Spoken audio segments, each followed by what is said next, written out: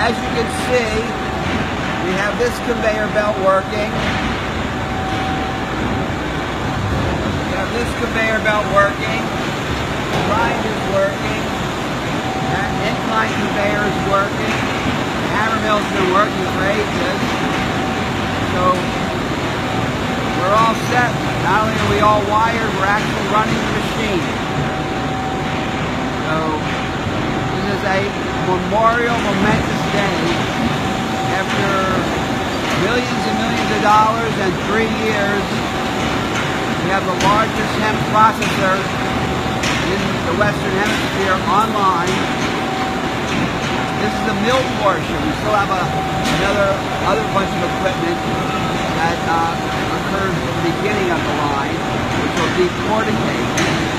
But the mill is what makes the LCMs and the filthy line. And we are officially up and running. And in probably a week, maybe 2 at the most, we'll start running the kenaf through everything